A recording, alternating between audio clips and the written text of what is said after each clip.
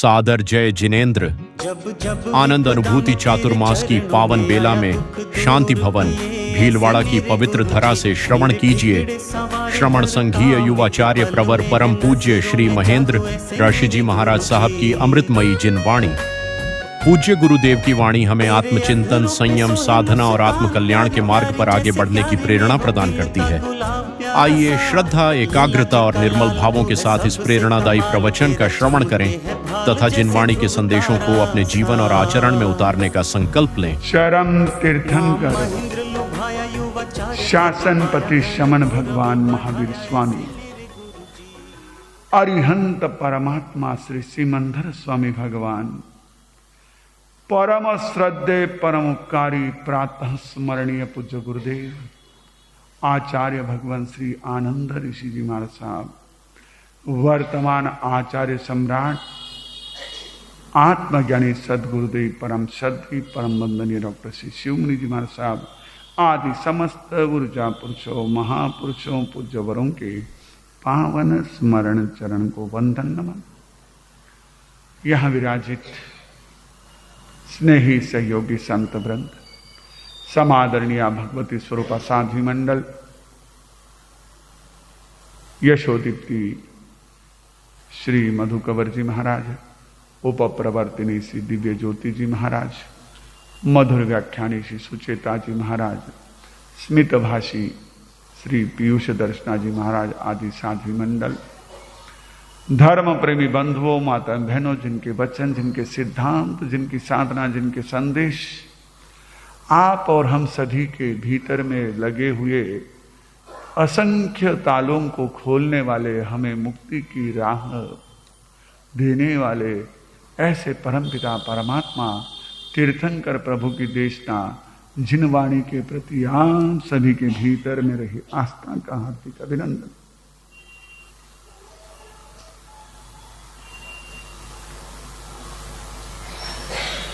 हमारी भारतीय प्राचीन कथाओं में उल्लेख आता है कि जो प्रचंड विद्वान था, बहुत ज्ञानी और उससे भी अधिक सामर्थ्यशाली, कि जिसके सामने दिव्य शक्तियां भी हतबल हो गई। क्या हो गई? हतबल हो गई। शब्द समझ लेना। हतबल यानी बिल्कुल नहीं, एकदम से कमजोर, ढीले पड़ गए, उनका बल ही नष्ट हो गया। ऐसा ताकतवर और वैभव तो अद्भुत। हमारे इस धरातल पर ऐसा वो व्यक्तित्व जो संपन्न था, समर्थ था, विद्वान था, लेकिन वह भी हाथ में कटोरा लेकर के पहुंचा। क्यों?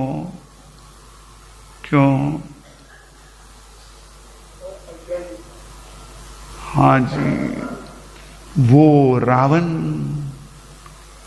जिसकी बुद्धिमत्ता स्वयं राम ने बखानी, लक्ष्मण को कहा जाओ उससे कुछ ऐसे सूत्र सीख कर आओ, क्योंकि वो बहुत बड़ा राजनीतिज्ञ था।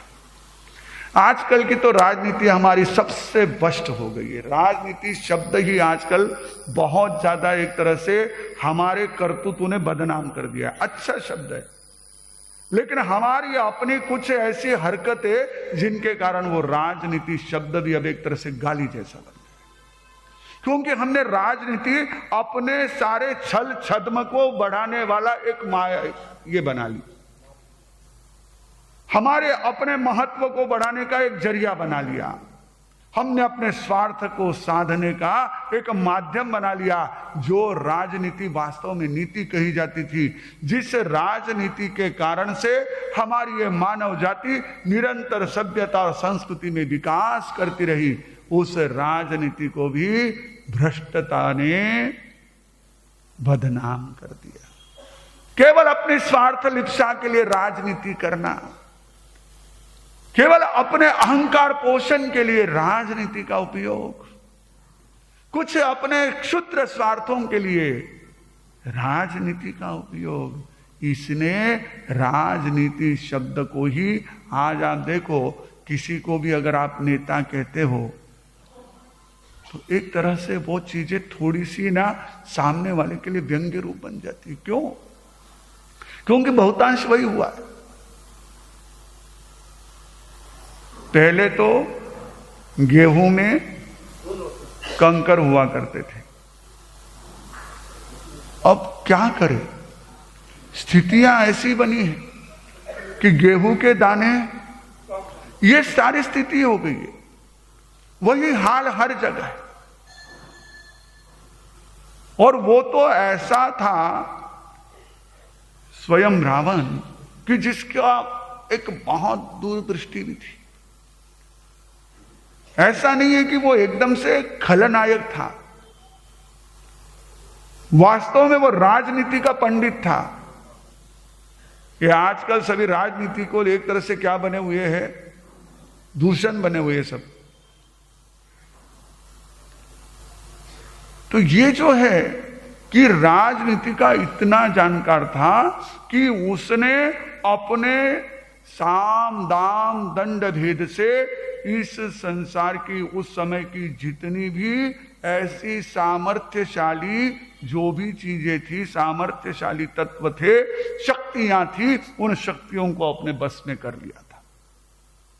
हर तरह के उसके पास उपाय थे और उन उपायों का उपयोग उसने अपने स्वार्थ के लिए कभी नहीं किया। उसका विचार था कि मैं प्रत्येक मनुष्य को सदेह स्वर्ग जाने की व्यवस्था कर दूं, उसको सीढ़ियां लगा दो। उसको नहीं पता था कि आने वाले समय में घुटनों की तकलीफ इतनी बढ़ेगी कि लोगों को सीढ़ियों से भी चढ़ना मुश्किल हो जाएगा। लिफ्ट का प्रावधान नहीं था, तो उसने सीढ़ियां बनाने की सोची। उसके पास सारी सामग्री थी, पर कल के भरोसे वो सारी चीजें धरी रह गई। पर उसके मन में ध्यान रखना, उसने मानव हित के लिए अपनी राजनीति का उपयोग किया। उसके साथी सहयोगी बहुत अत्याचारी थे, लेकिन वो स्वयं एक, अगर आपने उसके जीवन का, सीता के हरण का प्रसंग छोड़ दिया तो पूरे रामायण में या कहीं पर भी आपको रावण का जीवन मिले, कोई ऐसी घटना नहीं मिलेगी। इतना वह ऐसा राजनीति का पंडित, जिसने राजनीति का उपयोग किसके लिए किया? मानव के हित के लिए। और आजकल राजनीति का उपयोग किसके लिए होता है? जन कल्याण के लिए। जिसे था उसे अपनी कुर्सियां सुरक्षित रखने के लिए, जिसे बड़ी अच्छी पंक्तियां मैंने पढ़ी थी कहीं, चाट समझो देश को, चाट खाओ देश को, खुद खाओ देश को, बच्चों को खिलाओ देश को, हो व्यवस्था कुर्सियों पर पान के दुकान की, पान खाओ ठाट से छू ना लगाओ। ये जहां अगर देश में होंगे तो देश में, संघ में होंगे तो संघ में। जो राजनीति करने वाले हैं आजकल वो क्या कर रहे हैं? अपना उल्लू सीधा करने के लिए राजनीति का उपयोग करते हैं। उठा पटक उनकी, कहीं किसी के हित की भावना नहीं होती है कि कुछ अच्छा करना है। अच्छा क्या करना है? मेरा नाम हो जाए, मेरा वर्चस्व चले, मेरी बात माने। वो राजनीति का जानकार और सामर्थ्य तो उसमें इतना था, कहते कि वो शिव जी को पहाड़ सहित उठा के ले जा रहा था। कैलाश पर्वत पर, क्या आप उस पर रहते तो इसी को उठा के ले जाओ। और धन वैभव तो कहना ही क्या है, लंका थी, वो भी रावण भिक्षाम देही। क्यों? वो जानता था जब तक मैं माया नहीं करूंगा मेरे उद्देश्य में सफल नहीं बनूंगा। ये माया ऐसे इतने समर्थ संपन्न ज्ञानी को भी हाथ में कटोरा पकड़ाने वाली है। ध्यान रखना, सावधान रहना। भगवान कहते हैं मायम न सेवेज, माया का सेवन न करे। ये माया बड़ी एक तरह से लगती अच्छी है। माया के कई रूप है, वेदों में तो, उपनिषदों में तो कहा गया कि ये सारा जगत जो है ये माया से ढका हुआ है। आजकल आपके प्रचलित शब्द है, युवा लोग भी कहते हैं ये सब तो क्या है, मोह माया है। उनको ही पता नहीं कि ये माया शब्द का भावार्थ क्या है, मोह शब्द का अर्थ क्या है। अब वो जुमला हो गया है आज का। कई जुमले आपको इधर उधर से ना अलग अलग डायलॉग में से, संवादों में से मिल जाते हैं, जिनका उपयोग एक तरह से क्या होता है, ट्रेंडिंग होता है। उसको आज की भाषा में कहते हैं हैशटैग। हैशटैग चलता है कि भाई इसी को आज ना सबसे ज्यादा तो ये मोह माया के, लेकिन ये माया के बड़े अलग अलग रूप है। पर ये माया का सबसे मुख्य होता है जो सत्य को ढक देता है, वो माया। ब्रह्म का, आत्मदर्शन का सबसे बड़ा यदि कोई अवरोध है, उसकी कोई रुकावट है, कोई बाधा है, तो वो माया। इसलिए मान के बाद माया का स्थान है। क्रोध आता है मान से, और मान जैसे हमारे आत्म स्वरूप को प्रकट नहीं होने देता है। हमारे अहम के कारण हम अपने स्वरूप से अनजान रह जाते हैं। क्योंकि अहम किस बात का होता है, अहंकार किस बात का होता है? किसी को मैं आत्मा हुई अहंकार होगा क्या? अहंकार किस बात का होगा? मैं स्मार्ट, मैं धनवान, मैं बड़ा, मैं चतुर। सबको अहंकार किस बात का होता है? उसी के कारण क्या होता है, जितनी परतें हमने अपने ऊपर लगा ली, उतना हमको ही अपने स्वरूप का भान नहीं होगा। जितना मोटा पर्दा उतना प्रकाश कम। वह अहंकार हमारे आत्म स्वरूप को प्रकट नहीं होने देता। हम असल में कौन है ये हम जान नहीं पाते, क्योंकि हमने अपनी पहचान क्या मान ली? हाँ, मैं शरीर हूं, मैं नाम हूं। अगर किसी ने कह दिया महेंद्र ऋषि जी की जय, खुश हो गया, मैंने मान लिया मैं वही नाम हूं। किसी ने कह दिया है ऐसे महाराज रहते हैं, ऐसे रहते हैं, ओ मेरे को बड़ा दुख हुआ, ये क्यों ऐसा मुझे बोल दिया? क्योंकि मैं नाम हूं, मैंने ये मान लिया है। अब जब तक मैं नाम मानूं तब तक मेरे क्या अंदर में राग द्वेष चलते रहेंगे। किसी ने प्रशंसा की, फूल जाऊंगा। किसी ने हार शाल पहना दिए, ओ हो कितना मेरा सम्मान हो रहा है। अरे ये सम्मान आत्मा का थोड़ी हो रहा है, पर उसी में मैं खुश हो रहा हूं। किसी ने अगर मुझे पीछे ढकेल दिया, हाँ मुझे पीछे ढकेल दिया, मेरा अपमान कर दिया, मेरा किसका अपमान किया? लेकिन वो हमारे अंदर गुस्सा, हमारे अंदर अहंकार, हमारे अंदर राग द्वेष, ये सारी भावनाएं क्या होती है, किस कारण से पनपती है?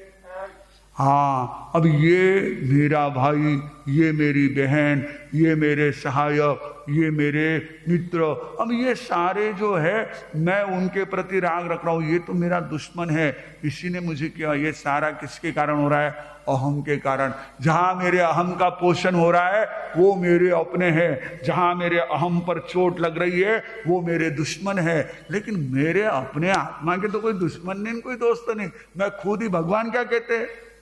पुरुषा तुममेव तुम मित्रम किम भैया मित्रम इच्छसि। हे पुरुष, तुम ही तुम्हारे मित्र हो। हे जीवात्मन, तुम ही तुम्हारे मित्र हो। क्यों बाहर मित्र चाहते हो? तो हम ही अपारि हो अनवठ्यस, आत्मा ही अगर अनवस्थित है तो अपनी शत्रु है। इसीलिए हम अरिहंत के उपासक। अब उसे भले आप अरहंत को तो भी मुझे कोई दिक्कत नहीं है, लेकिन उन्होंने कौन से शत्रु को परास्त किया? जो हमारे आत्मगुणों का घात करने वाले। आत्मगुणों का घात करने वाला सबसे प्रबल ऐसा मोहनीय कर्म, उस कर्म का जिन्होंने घात कर दिया वो अरिहंत, हम उनके उपासक। तो वो जो है उन्होंने बाहर के किसी शत्रु को नहीं मारा।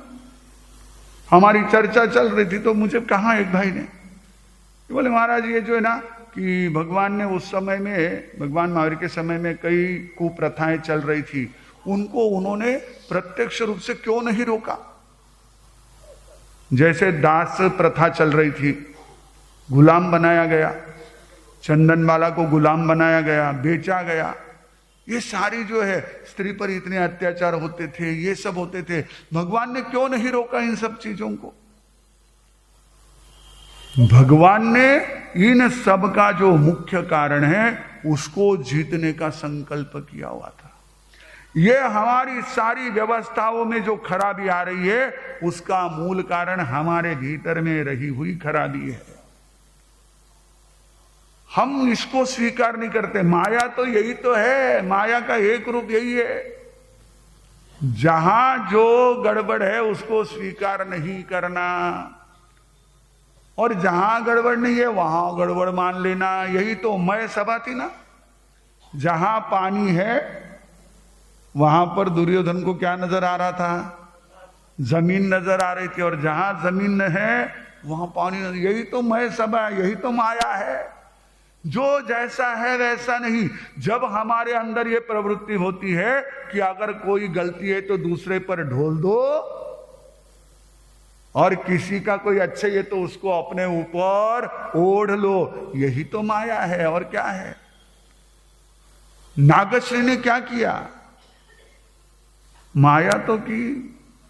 संत को आहार देना था, मांस खमन के तपस्वी धर्म रुचि अणगार को आहार देना था, तो उसने सारी सब्जी उंडेल दी। उसने सोचा मैं अगर बाहर फेंकूंगी तो मेरी बदनामी होगी, अपनी गलती उन पर ढोल दी। इससे बढ़कर माया क्या होगी?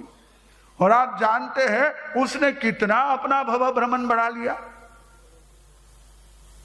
जो सुपात्र उसकी अनंत अनंत कर्म निर्जरा कर सकता था, उस सुपात्र में दान दे करके उसने अनंत भव भ्रमण बढ़ा लिया। नाग श्री खोटा भावे शाक वहो राव्यो, नाग श्री खोटा भावे शाक वहो राव्यो, द्रौपदी न रूपे उपणे दुख द्रौपदी न भव माए ना कर्म बंध छूटे, भावना थी बंधन बंधे भावना थी छूटे। नागश्री ने उस माया के भाव से कि मेरा काम हो जाएगा उसके नाम से खिसका दूं। हमको लगता है नागश्री तो बहुत ऐसी पागल थी, मूर्ख थी, अज्ञानी थी, लेकिन सोचो कई बार छोटी छोटी बातों में हम अपनी भूल, नहीं मैंने नहीं किया उसने किया। कहीं भी हमको लगता है कि मेरे ऊपर कोई बात आएगी, हमने उस दर खिसका दिया, और कहीं लगता है कि उसकी प्रशंसा हो जाएगी, नहीं नहीं मैंने कहा इसीलिए उसने किया। किया तो मैं नहीं है, ये माया है, भयंकर माया है, ये गूढ़ माया है। हमारे यहाँ तिर्यंच गति के बंध का कारण माया, गुड़ माया का है। अभी सूचना की है आपको कि आप अगर दर्शन के लिए आए हैं, उस आनंद श्रावक सुलसा श्राविका के कार्ड को सील लगा रहे, तो वो क्या होनी चाहिए? ईमानदारी से, माया नहीं होनी चाहिए। नहीं तो लगा लिए और निकल गए, खिसक गए, माया नहीं होनी चाहिए। और धर्म आराधना में तो जैसे कहा अन्य क्षेत्रे कृतम पापम धर्म क्षेत्रे विनश्यति, धर्म क्षेत्रे कृतम पापम वज्रलेपो भविष्यति। निकाचित कर्म बन सकते। अब उसने वही किया। रावण ने कटोरा हाथ में लिया, माया की, अपना सही रूप छुपा लिया। अब ऐसी माया की कि जिसके कारण वो तीर्थंकर बनने वाला जीव भी उस माया के कारण नरक में गया। ये हमारे यहां पर माया का परिणाम है। उस माया के कारण वो इतना सामर्थ्यशाली राजा भी कैसे वेश में आ गया। हम समझे, भगवान कहते मायम न सेवेच, माया का सहारा मत लो, कोई बात नहीं, हो जाएगा। आज देखो यही चीजें हमारे लिए बड़ी महत्वपूर्ण है। जितना हम माया से बचेंगे उतने हम लोग एक तरह से अपने आप में प्रसन्न रहेंगे। अब माया के चक्कर में और उलझते जाते हैं, ऐसे उलझते जाते हैं कि वहां पर इसको कैसा दिया उदाहरण माया का हमारे यहां पर, जैसे क्रोध का उदाहरण हमारे यहाँ लाइन के समान दिया गया कि जैसे पानी में खींची गई रेखा, जैसे पर्वत पर निकाली गई रेखा, जैसे तालाब में दी हुई रेखा, ऐसे अलग अलग क्रोध को उपमा दी, अहंकार को खंभे की उपमा दी और माया को किसकी उपमा दी? माया को टेढ़ेपन की, वो मेंढी के सींग की तरह, वो बांस के जड़ की तरह। जैसे बांस की जड़ अंदर अंदर अंदर अंदर इतनी वह अपने आप में गांठे लिए होती है, अंदर ही अंदर इतनी गूढ़ होती है कि वो पूरे बांस को ही नष्ट कर देती है। ऐसी गूढ़ माया अंदर अंदर एक के बाद एक के बाद एक बार, ये छुपा ये छुपा ये छुपा। अरे क्या करेंगे हम इसको? और उसमें ये ध्यान रखना, पूज्य पाद तिलोक ऋषि जी महाराज साहब ने माया का स्वरूप बताते हुए कहा कि कपट जो है वो अपने अवगुण और दूसरे गुणों को ढांकने वाला है। क्या करता है? निज गुण पर अवगुण ढाके जहां कपट। कपट कहां बढ़ता है? जहां पर अपनी कमजोरियों को छुपाने का और दूसरे के गुणों को छुपाने का भाव होता है, वहां पर माया पनपती है, वहां पर माया रहती है, वहां पर माया टिकती है। विधाय मायां विविधैरुपायै परस्य ये वंचनमाचरन्ति ते वंचयन्ति त्रिदिवापवर्ग सुखान् महामोह सखा स्वमेव। आचार्य रत्नचंद्र सुरीश्वर जी शतावधानी महाराज, रत्नचंद्र जी महाराज साहब शतावधानी थे, वो भावना शतक में ग्रंथ ने इच्छा में सोमप्रभ सूरी जी सिंदूर प्रकर में कहते हैं कि कैसे ये माया का स्वरूप होता है। मैं पहले एक उदाहरण आपको दूं। कहते हैं एक किसान जन्मा तो पहले था, लेकिन शायद आज वाले ही हमारे इंसानों की तरह हो सकता है। उसे पैसे की जरूरत पड़ी तो उस समय में क्या होता था, किसानों के घर में गाय भैंसे बहुत हुआ करते थे, तो घी बहुत होता था। तो उसने घड़ा भर करके जो है घी बेचने के लिए ले जाने की मन में सोची कि मैं इतना घी बेच के आ जाऊंगा, मुझे पैसे मिल जाएंगे तो मेरे काम सारे आगे के होंगे। अब ये सोच करके वो घी तो पर घर में घी था नहीं ज्यादा, तो कथा कहती है कि उसने क्या किया, नीचे सारा गोबर और गोबर के ऊपर घी का लेप लगा करके जो है वो घी का घड़ा लेकर के बेचने के लिए जा रहा था। अब जाते जाते जो है वह घड़ा लेकर के जब पहुंचा तो रास्ते में उसे एक कोई क्षत्रिय मिल गया। अब वो क्षत्रिय मिला तो उसने कहा कि भाई तू क्या लेके जा रहा है माथे पर? तो बोले मैं घी लेके जा रहा हूँ, गाय का घी है, अच्छा घी है, असली घी है। अच्छा, बोले तू घी लेके जा रहा है तो ये जो घी लेके जा रहा है ये मुझे दे दे, मुझे घर पे घी की जरूरत है। पर बोले मैं फ्री में नहीं दूंगा, मुफ्त में नहीं दूंगा। बोले ये मेरी तलवार है, ये तू ले ले और ये मुझे दे दे। ये कैसी तलवार है, देख इसको सोने की मूठ लगी हुई है, इस पर हीरे जड़े हुए हैं, ये ले ले और मुझे गिजर। उसने कहा ये तो बड़ा काम हो गया, मुझे इतना दूर गांव तक जाने की जरूरत ही नहीं है, मेरा बीच रास्ते में ही काम हो रहा है, इतना बढ़िया। और ये भी है ना आधा मूर्ख है, तो इसने मेरे को सोने की मूठ वाली घी के घड़े के बदले में दे रहा है। अब इसको क्या पता मैं क्या बेच रहा हूँ। वो तो घी का उसको घड़ा पकड़ा करके तलवार लेकर के बड़ा खुश खुश होकर के चला गया और ये भी घड़ा लेकर के बड़ा खुश खुश होकर के घर पर पहुंचा।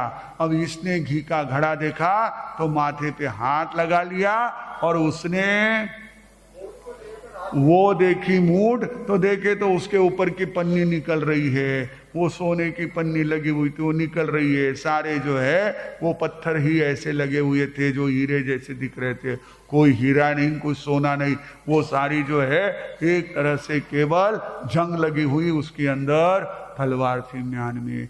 वो भी फंस गया। अब वो सोचता है कि उसने मुझे ठगा और ये सोचता है, हाँ, ट्रेन में सफर कर रहा था इंसान, उसने स्टेशन पर आवाज सुनी, पेपर पेपर पेपर, आज की ताजा खबर।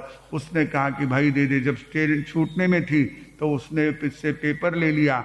उसने कहा साहब पैसा, तो उसके पास 1 रुपए का खोटा सिक्का था, वो उसको दे दिया। दोनों भी खुश हो गए, क्योंकि इसने एक दिन पुराना पेपर बेचा था और उसने खोटा सिक्का दिया था। दोनों भी अपनी जगह। ये संसार है, यही सारा खेल चल रहा है। दोनों एक दूसरे को देख करके खुश हो रहे, मुस्कुरा रहे, लेकिन दोनों मन ही मन अपने करतूत पर पछता रहे हैं। ये पछतावा न आए, इसलिए भगवान कहते हैं माया का सेवन न करे। ये हमारे संबंधों को खराब करती है। विधाय मायाम विविधै रूपायै परस्य ये वंचनमाचरन्ति।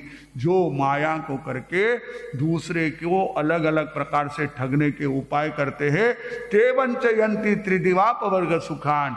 वे स्वयं को ही नहीं, स्वर्ग और मोक्ष के सुखों से भी वंचित हो जाते हैं। उन सुखों से भी वह विमुख रह जाते हैं। महामोह सखा स्वमेव। वे स्वयं क्या है? महामोह के, महामोहनीय के मित्र है। क्योंकि ये माया जो है ये उसको भयंकर ढंग से जो है, अच्छा इसका सबसे बड़ा विशेष ये बड़े मीठे रूप में सामने आती है। क्रोध मान तो भी क्या है, उग्र रूप में आते हैं, है ना। क्रोध करो तो ध्यान में आ जाता है, अहंकार करे तो ध्यान में आ जाता है। उसकी चाल भी टेढ़ो टेढ़ो चाले, बोले अकड़ अकड़ कर। पूज्यपाद लोग महाराज ने बड़ा सुंदर वर्णन किया को अहंकारी का, कि ये टीरे टेढ़े चलता है, अकड़ अकड़ कर बोलता है, तो ध्यान में आता है कि थोड़ा सा अहंकारी है। पर कपटी तो पकड़ना मुश्किल है, बड़ा इतना मधुर। परोक्षे कार्य हंतारम प्रत्यक्षे प्रियवादिनम वर्जये तादृशम मित्रम विष कुंभम पयोमुखम। ये अंदर से तो कुछ अलग अलग योजनाएं बना रहा है और बाहर से तो हो क्या बात है, बहुत बढ़िया, बहुत सुंदर। ये कपटी, ध्यान रखना, इनसे सावधान रहना और अपने को भी सावधान रखना कि मेरे अंदर ऐसी चीजें ना आए, मैं इससे बचूं, क्योंकि ये भयंकर है। ये तो भी क्रोध मुझे, मैं बहुत ज्यादा करूंगा तो मेरे लिए वह एक तरह से नरक में ले जाने का कारण बनेगा। अहंकार करूंगा तो वो अहंकार कदाच मुझे जो है नीच जाति का मनुष्य बनाएगा। पर ये कपट तो मुझे पशु जैसी, निगोद जैसी बदतर गति देगा। मनुष्य निगोद में भी जा सकता है ये कपट के कारण। कुछ नहीं, उसको ना बाहर से तो मैं दे रहे, मैंने कहा आपको बीच में पंक्तियां सुनाई थी कि लोग कैसे करते। हूं ढोंग करूं छू धर्मीनो पण धर्म वस्यो ना हयामा। बेहाल भले फरती दुनिया मारसू सुखनी शैया माहो, मारसू सुखनी शैया माहो प्रभु जी रे, प्रभु जी रे। ये हमारी स्थिति। मैं बाहर से तो बहुत सारे ना मुखोटे पहन लेता हूँ, माया, बहुत मुखोटे पहन लेता हूँ मैं, बहुत अच्छा, बहुत मैं ना सबके प्रति एक प्रेम भाव रखना, बहुत अच्छे। मैंने अलग अलग रूप ले, मैंने धार्मिक का रूप ले लिया, मैं सबसे ज्यादा धार्मिक। महाराज सभा में मेरा नाम ले बिना रहते नहीं है और सबकी नजर मेरे ऊपर रहती। मैं बहुत धार्मिक हूं, लेकिन मैं हूं ढोंग कर उस पर धर्म वस्यो ना हयामा। बेहाल भले फरती दुनिया हमारे सुख में से। यार धार्मिक वो है जिसके मन में अनुकंपा हो, जिसके प्रति परमात्मा के तत्व के प्रति आस्था हो, जिसके अपने विकारों का शमन हुआ हो, जो इन संसार की सारी व्यवस्थाओं में रहते हुए भी उनसे उदासीन रहता, वो कहीं न धार्मिक है। पर यह तो कुछ है नहीं। बेहाल भले फरती दुनिया हमारे सुख निशा। मेरा काम सारा व्यवस्थित होना चाहिए, मेरा सिस्टमेटिक होना चाहिए, बिल्कुल सारी चीजें, खान पान से लेकर रहन सहन से लेकर मेरी जगह, मेरा बिस्तर, मेरा ये वो, मेरा वो, सब बराबर होना चाहिए। ये हमारी जो एक तरह से दोहरी पर्सनालिटी है, ड्यूअल पर्सनालिटी, ये हमारे लिए बहुत घातक है। अपने लिए। हम उस माया के आवरण में हम बाहर में इतने उलझ जाते हैं, बाकी बातों में इतने ज्यादा एक तरह से फंस जाते हैं कि वो यथा बिड़ालो लगुड़म पयप्पीपन। अन्य श्लोक में उन्होंने कहा आचार्य ने कि जैसे बिल्ली दूध पीते समय में डंडे को नहीं देख पाती है, वैसे ये माया भी होता है। ये उसको होने वाला कष्ट है, स्वयं को होने वाला कष्ट है, औरों को होने वाला नुकसान है, उसका विचार ही नहीं करता, उसको ध्यान ही नहीं आता है। वो तो केवल अपना स्वार्थ सद रहा है ना, उसमें खुश हो रहा है। अरे पर वो स्वार्थ केवल थोड़ी देर के लिए सदेगा। कबीरा हांडी काठ की चढ़े न दूजी बात। ये माया के लिए कबीर के शब्द है कि लकड़ी की हंडी में अगर आपने दाल पकाई होंगे, हमारे यहाँ पर आज भी हंडी में सब्जियां दाल वगैरह कहीं कहीं पर पकती है। बर्तन तो आ गए, प्यान वगैरह की सारी चीजें आ गई आपके पास में, लेकिन हम लोग जब वहां गए थे तो देखा था गोगुंदा में, वहां मिट्टी के कई बर्तन बनते हैं, अलग अलग तरह के पैन बनता है और काफी चीजें बनती है मिट्टी की। पहले लोग मिट्टी या लकड़ी इसी का उपयोग करते थे, इसीलिए हमारे साधुचर्या के लिए भी क्या थे, मिट्टी के बर्तन, लकड़ी के बर्तन और वो तुंबे के बर्तन। 3 बर्तन ही हमारे यहाँ पर आचारांग सूत्र में साधु के लिए स्वीकृत थे। लेकिन अब परिस्थिति के अनुसार क्या होते हैं कि हम लोगों को कुछ टप्परवेयर वगैरह भी जो चीजें हैं उन सब का भी हमारे लिए एक तरह से ग्राह्य बन जाती है कई चीजें। अब उसमें चलो वो अलग विषय है। कई बार है ना, कई लोग कहते हैं कि मार साहब है ना, हमको जब कहते हैं कि आप है ना हमारे निमित्त से बनी गोचरी नहीं लेते हैं तो मार साहब के पात्रे कैसे आते हैं। अब हम बोले भाई इसका जवाब मैं कैसे दूं। अब कौन गृहस्थ पात्रे में जिमता है, कौन गृहस्थ पात्रे में आहार लाता है। पात्र बनते किसी के हिसाब से। फिर आपने घर में कहते वहां पर हम चुप हो जाते, मुख हो जाते, छोड़ो वो, चलो आज की परिस्थिति अलग है। सिर्फ बात मैं कह रहा था कि लकड़ी की हंडी में अगर किसी ने मिट्टी की बजाय लकड़ी के हंडी में किसी ने ना चूल्हे पर चढ़ा करके दाल रख दी तो एक आध बार दाल बन जाएगी, पर वो लकड़ी जल करके कोयला बन जाएगी दोबारा उस पर। वैसे ही है, माया से एक आध बार काम हो जाए, हमारा पुण्य जोर में होगा तो हो भी जाएगा, लेकिन वह काम नहीं आएगा। काम होगा पर काम नहीं आएगा। सीता का हरण किया, क्या काम आया। जो अगले भव में दुख भोगने पड़े वो तो भोगने ही पड़े, लेकिन इस जीवन में भी कितने उसको ये झेलनी पड़ी, कितना उसको अपमान झेलना पड़ा। आज भी उसको बस उसी बात के लिए कोसा जाता है।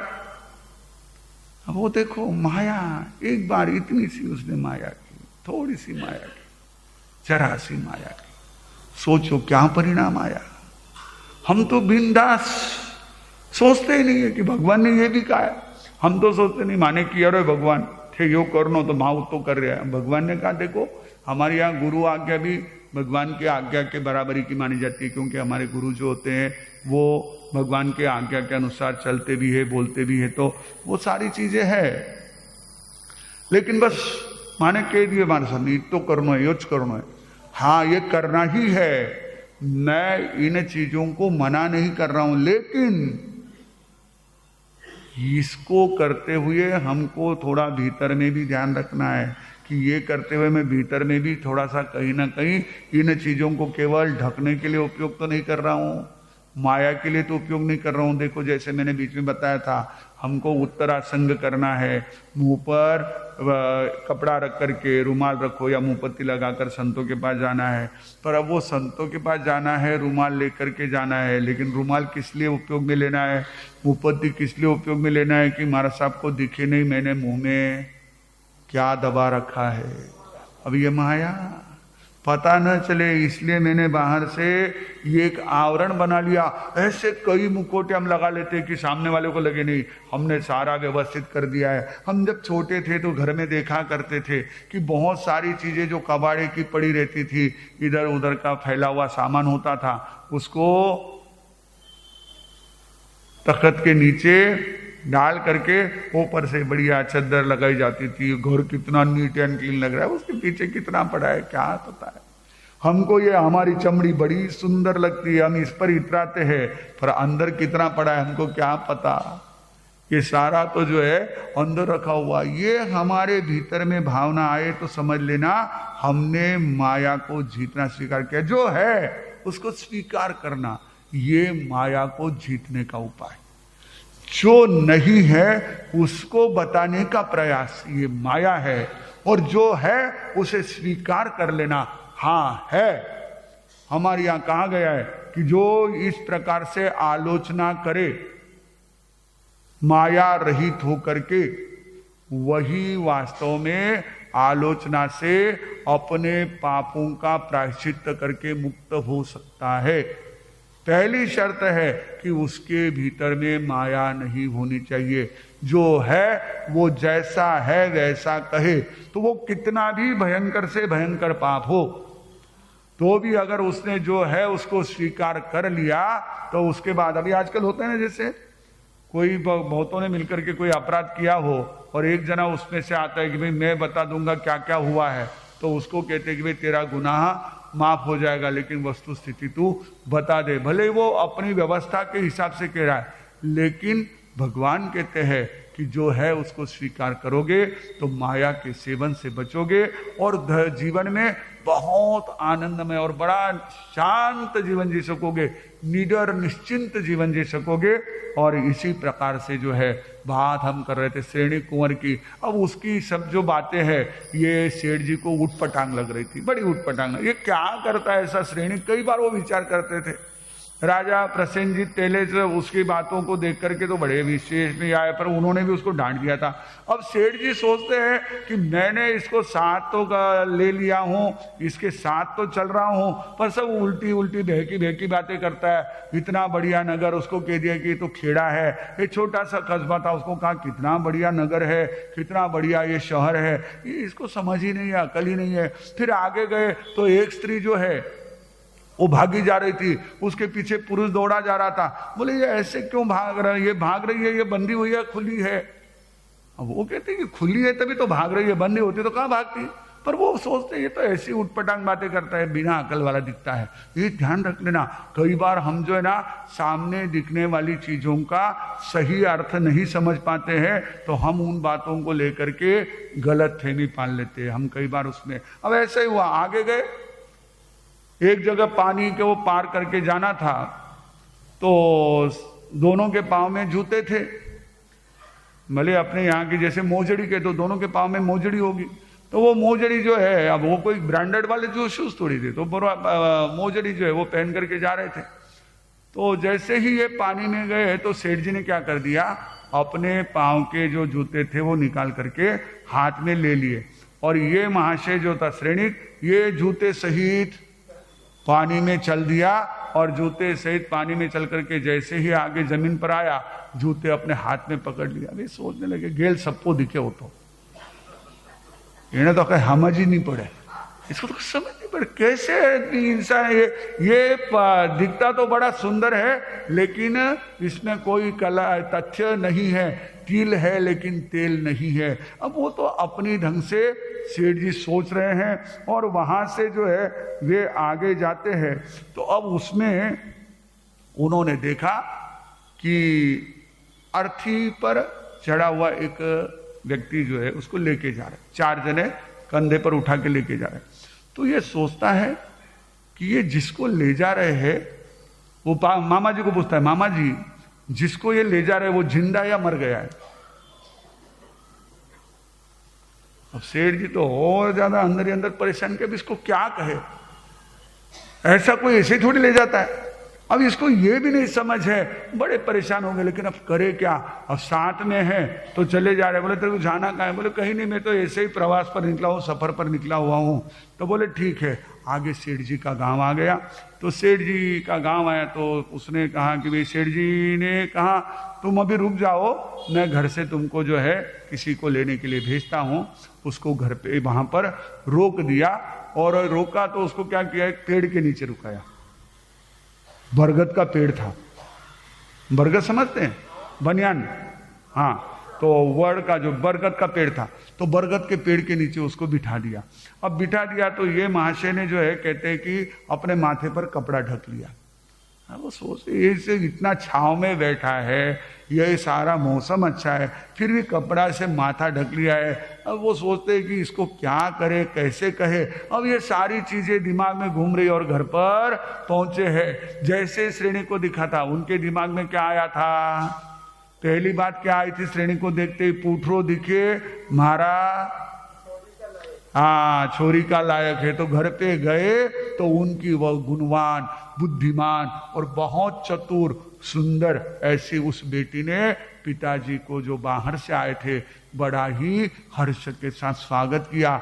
एक ध्यान रखना, घर में आए हुए व्यक्ति का, घर के व्यक्ति का, मेहमानों का तो खैर करना ही पड़ता है आपको, लेकिन घर में आए हुए व्यक्ति का अगर आपने मुस्कुराकर बिना व्यंग्य के प्रसन्नता के साथ स्वागत किया, उसको अगर वेलकम किया, उसको अगर आपने घर में बधा कर लिया, तो आपके घर के 95% सॉल्व हुए बिना नहीं रहेंगे। केवल इतना ही करना है। घर के बाहर से कोई आया है और घर में जो लोग बैठे हैं उन्होंने सिर्फ आया है तो उसका प्रसन्नता से जो है वेलकम करना है। और कैसा नंदा वहां पर क्या करती है ये अब देखेंगे सेठ जी नंदा, समय आने पर हम बात करते रहेंगे। नमो अरिहंताणम, नमो सिद्धाणम, नमो आर्याणम, नमो शरणम, नमो लोये सब साहुणम। गुरुदेव के आज्ञा श्री चत्तारी मंगलम, अरिहंता मंगलम, सिद्धा मंगलम, साहू मंगलम, केवली पनतो धम्मो मंगलम। चत्तारी लोगुत्तमा, अरिहंता लोगुत्तमा, सिद्धा लोगुत्तमा, साहू लोगुत्तमा, केवली पनतो धम्मो लोगुत्तमो। चत्तारी शरणम पवज्जामि, अरिहंते शरणम पवज्जामि, सिद्धे शरणम पवज्जामि, साहू शरणम पवज्जामि, केवली पन्नतम धम्मम शरणम पवज्जामि। चार मंगल, चार उत्तम, चार शरणा, दुख हरना, सुख करना और शरण नहीं कोई। जो भव्य प्राणी आधरे तो अक्षय जब जब विपदा में तेरे चरणों में आया, दुख दूर किए ऐसे मेरे गुरुजी। मेरे बिगड़े सवारे हर काम एक पल में है, नजरों में जादू ऐसे मेरे गुरुजी।